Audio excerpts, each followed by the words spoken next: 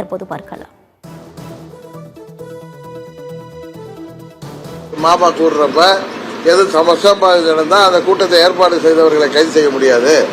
அதனால இதுக்கு எப்படி நடைமுறைகளை ஏற்படுத்தி அது காவல்துறை அதற்கு எப்படி ஒத்துழைக்க கொடுக்கணும், ஆளுங்கட்சிக்கு ஒரு மாதிரியா எதிர்கட்சிக்கு ஒரு மாதிரியா கொடுத்து விடக்கூடாது. ஏன்னா உயிர் பலியானா அவர்களும் பொறுப்பாவார்கள். அப்படிங்கிறதெல்லாம் ஒரு வரைமுறைப்படுத்தி அதன்படி வருங்காலம் நடத்தப்பட வேண்டும் என்று தான் சொல்றேனே தவிர நான் ஒன்றும் முதலமைச்சரை தூக்கி வாசிக்கல, மற்றவர்களை தாக்கியும் பேசல. கூட்டணியை நீங்க எப்ப வேணாலும் அமைங்க. இளவு விழுந்த நேரத்தில் போய் கூட்டணிக்காக நீங்க ஒரு நரித்தனமா பேசுவது துரோக சிந்தனை உள்ள பழனிசாமி 2026 சட்டமன்ற பொதுத் தேர்தலில் தமிழ்நாட்டு மக்களின் துணையோட அவருடைய துரோகத்தை நாங்கள் வீழ்த்தாமல் விடமாட்டோம். அவ்வளவுதான்.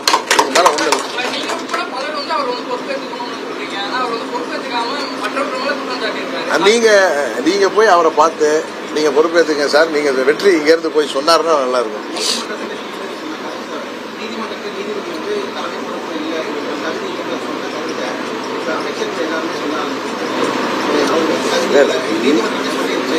நீதிமன்றம் சொன்ன கருத்து, நீதிமன்றம் தெரிவித்த தீர்ப்பு எல்லாம் போய் நம்ம போய் அதெல்லாம் டிசெக்ஷன் பண்ணி பார்க்கறது தவிர என்னுடைய நான் பார்க்கின்ற பார்வையில அவர்கள் தார்மீக பொறுப்பை ஏற்றுக்கொள்ளாத பட்சம் இருக்கிறதுனால குற்றத்தை ஒட்டுக்க சொல்லி யாரும் சொல்லல. தார்மீக பொறுப்பு அந்த நிகழ்ச்சி நடத்தின ஏத்துக்காதனால நீதிமன்றங்கள் கடுமையான கண்டனத்தை தெரிவித்திருக்கலாம்னு நான் நினைக்கிறேன் தான் சொல்றேன்.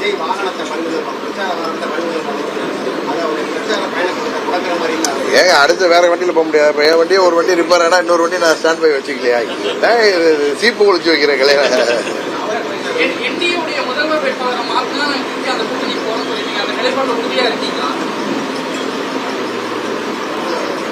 பழனிசாமி இல்லாம நேரத்தே சொல்லிருக்கேன், குப்புசாமியா இருக்கட்டும், ராமசாமியா இருக்கட்டும், எந்த சாமியா இருக்கட்டும், அதை பத்தி எனக்கு கவலை இல்லை. துரோகத்தின் எம்பலமாக இருக்கிற பழனிசாமி முதல்வர் வேட்பாளராக அறிவித்தால் அந்த துரோக சிந்தனை உடைய பழனிசாமிக்கு எதிராக ஆரம்பிக்கப்பட்ட இயக்கம் அம்மா மக்கள் முன்னேற்றம் நானோ எங்கள் தொண்டர்களோ எப்படி அதை ஏற்றுக்கொண்டு வந்து அந்த கூட்டணிக்கு செல்ல முடியும் அப்படிங்கிறது சாதாரண பாமரர்களுக்கு புரியக்கூடிய கருத்தை தான் திருப்பி சொல்றேன்.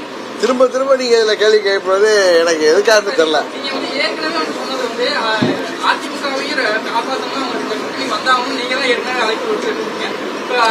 ஆமாங்க, இல்லங்க அதிமுக வரணும்னு தான் நான் சொன்னேன். நானே சொன்னேன் எல்லாம் அம்மாவுடைய தொண்டரும் ஒண்ணு நான் சொன்னதெல்லாம் ஒண்ணு. ஆனா பழனிசாமி முதல்வராக வேட்பாளராக வரணும்னு நான் எங்கேயும் சொல்லலை. கரெக்டா? அவர் தான் முதலமைச்சரா வருவாருன்னு நீங்க சொன்னீங்கன்னா நாங்க அதை ஏற்றுக்கொள்ளலன்னு சொல்றேன். இப்பயும் சொல்றாங்க ராமசாமியோ குப்புசாமியோ முனுசாமியோ எந்த சாமி இருந்தாலும் எனக்கு பிரச்சனை இல்லை. பழனிசாமி தான், எடப்பாடிக்கே பழனிசாமி தான் இருக்கக்கூடாது. அந்த பேர்ல உள்ள வேற ஒரு பழனிசாமி இருந்தா கூட எங்களுக்கு பிரச்சனை கிடையாதுன்னு சொல்றேன்.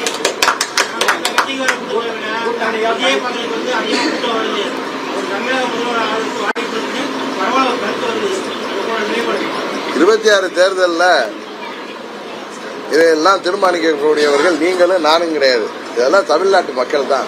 26 தேர்தலில் மே மாதத்தில் தெரிஞ்சு போயிடும் யாரை முதல்வராக மக்கள் தேர்ந்தெடுக்கிறாங்க. இதுக்கு நம்ம போய் மூளையை போட்டு குழப்பிக்கிட்டு இதுக்கு நம்ம 2 பேரும் விவாதம் நடத்த வேண்டிய தேவையில்லை.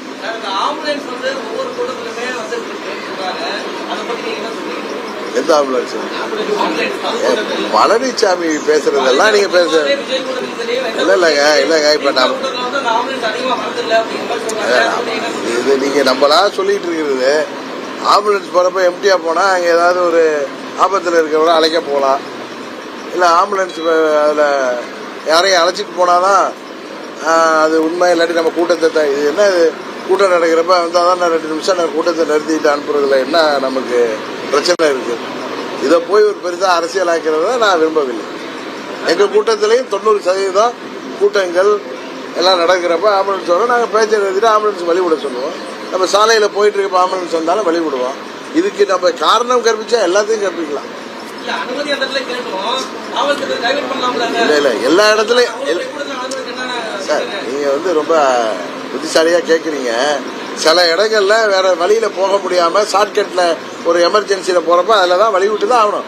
அதுல நீங்க கூட்டம் போட்டுக்கங்கிறதுக்காக ஆம்புலன்ஸ் வந்தா வழிவிட தேவையில்லை, ஒரு எமர்ஜென்சிக்கு இது வழிவிட தேவையில்லைன்னா எந்த ஒரு இதையும் ரெக்கார்ட் பண்ணி காவல்துறை கொடுப்பதில்லை. அது முதல்ல தெரிஞ்சுங்க.